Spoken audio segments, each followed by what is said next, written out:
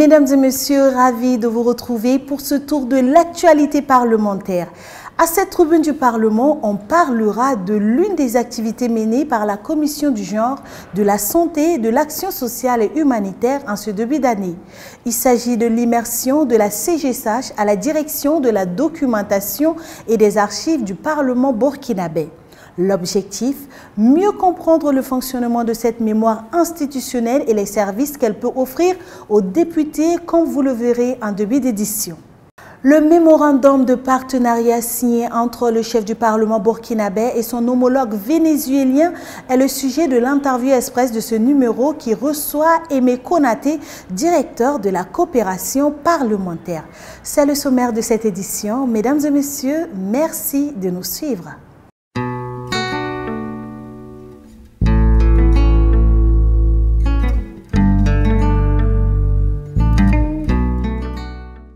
Pour camper l'actualité parlementaire, on parle coopération. Le chef du Parlement, Dr Ousmane Bougouma, a reçu le 23 janvier dernier l'ambassadeur Daniel Aristide Gasteloumendi, chef de la délégation de l'Union européenne au Burkina Faso. Avec le diplomate européen, les échanges ont porté sur la coopération entre son organisation et le Burkina Faso, notamment sur les questions sécuritaires et de développement. Pour cela, l'Union européenne annonce une enveloppe financière supplémentaire à hauteur de 80 millions d'euros pour appuyer les différents projets de développement au Burkina Faso.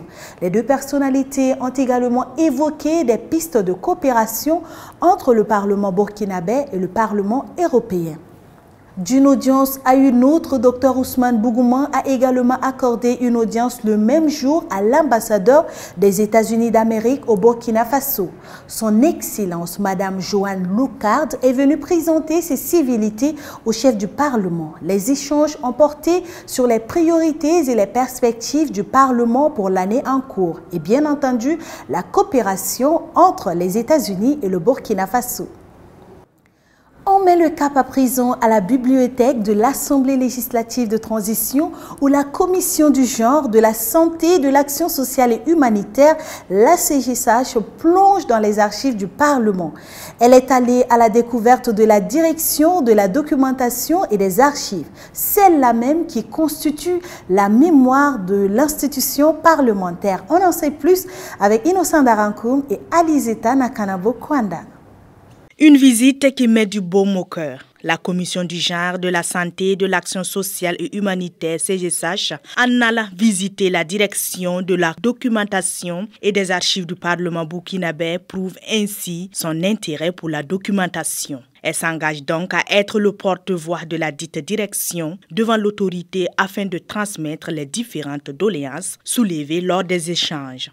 Les agents de l'administration parlementaire nous ont fait part des défis qui sont les leurs au quotidien. Dans le rapport qui sera produit, nous ferons mention de tout ce que nous avons entendu comme difficulté à l'autorité, mais il lui appartiendra d'en décider. L'appel que j'ai à lancer, c'est de dire à tous les députés de venir véritablement visiter cette bibliothèque pour vraiment améliorer au quotidien le travail parlementaire. C'est avec beaucoup d'attention que les députés ont visité les différents locaux où sont conservées les archives du Parlement et la bibliothèque. Et c'est toute une panoplie d'ouvrages riches qui a été donnée de voir à tous les membres de la délégation. C'est un honneur pour nous aujourd'hui que les députés viennent visiter notre direction.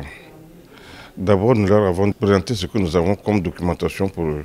Au niveau de la bibliothèque, ce que nous appelons la production externe est là pour la formation continue des députés et du personnel administratif. Nous avons le service des archives qui constitue la mémoire de l'institution parlementaire. Notre direction est en charge de garder la mémoire de l'Assemblée.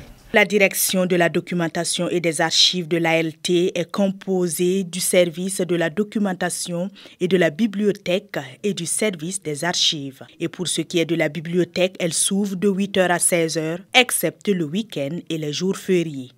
L'accès à la documentation est libre et gratuit. Au nombre des documents disponibles, on peut citer entre autres des œuvres sur le droit, les relations internationales, les ressources humaines et des textes de loi votés.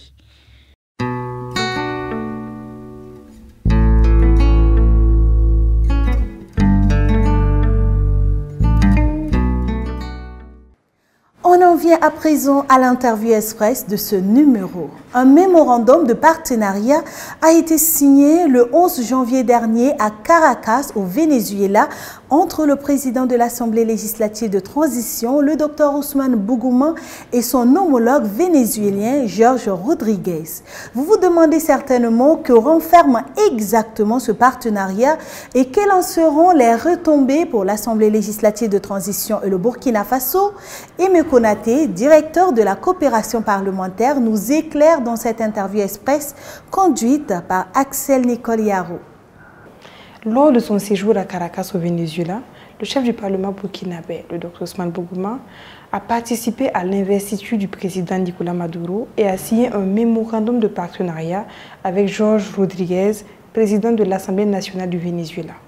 Pouvez-vous nous parler de ce partenariat conclu entre l'ALT et l'Assemblée nationale du Venezuela? Suite à la visite d'amitié de travail à Caracas du Premier ministre, en République bolivarienne du Venezuela en mai 2023, témoignant de l'engagement des plus hautes autorités du pays à faire de l'axe Ouagadougou-Caracas une ligne prioritaire dans notre coopération bilatérale, il a été mentionné au point 13 du communiqué conjoint sanctionnant la visite du Premier ministre que les deux parties reconnaissent l'importance de renforcer les liens entre les deux pays dans le cadre de la diplomatie parlementaire. À la faveur de la commission mixte Burkina Faso-Venezuela qui s'est tenue à Caracas en janvier 2024, au cours duquel une vingtaine d'accords ont été signés, cet accord de coopération entre les deux organes législatifs a été négocié en attendant sa signature qui a finalement été matérialisée par les présidents des deux parlements ce 11 janvier 2025 à Caracas. Quel est le contenu du mémorandum signé? Alors, le mémorandum d'entente qui a été conclu a pour objet la création d'un cadre de coopération entre les deux parties ainsi que le partage d'expériences. Il a aussi entériné la mise en place du groupe d'amitié parlementaire de part et d'autre. Donc un groupe d'amitié parlementaire Burkina-Venezuela et également le Venezuela a mis en place un groupe d'amitié parlementaire Venezuela-Burkina. Quels sont les principaux domaines couverts par cette coopération parlementaire? Les domaines d'intervention concernent surtout le partage d'expériences. Donc, échange d'expériences sur le processus d'élaboration et d'adoption des projets et propositions de textes législatifs. Échange d'expériences également sur les techniques de contrôle du législatif sur la fonction publique. Il y a également l'assistance technique et l'expertise parlementaire à travers des voyages d'études ainsi que des partages d'expériences entre les parties et entre leurs administrations respectives. Et enfin, le renforcement des capacités des fonctionnaires parlementaires des partis. Quelles seront les retombées concrètes pour l'ALT et plus largement pour le Burkina Faso? Comme vous le savez, la mission du Parlement au cours de la présente législature est d'opérer les réformes nécessaires afin d'asseoir les bases d'un Parlement fort, stable, au service du peuple. Le Venezuela a une expérience éprouvée sur cette question dont notre Parlement pourrait s'inspirer. Mais permettez-moi de préciser que c'est un partenariat gagnant-gagnant car le législateur vénézuélien veut s'inspirer de plusieurs de nos lois originales et audacieuses. C'est la fin de cette interview express. Merci d'avoir répondu à nos questions. Je vous en prie.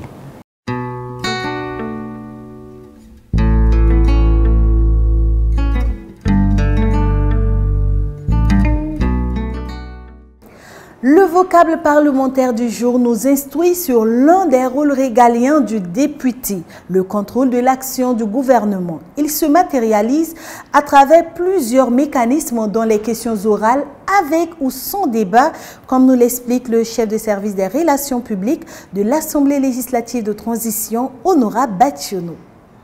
La procédure des questions orales est une technique de contrôle du gouvernement par le Parlement.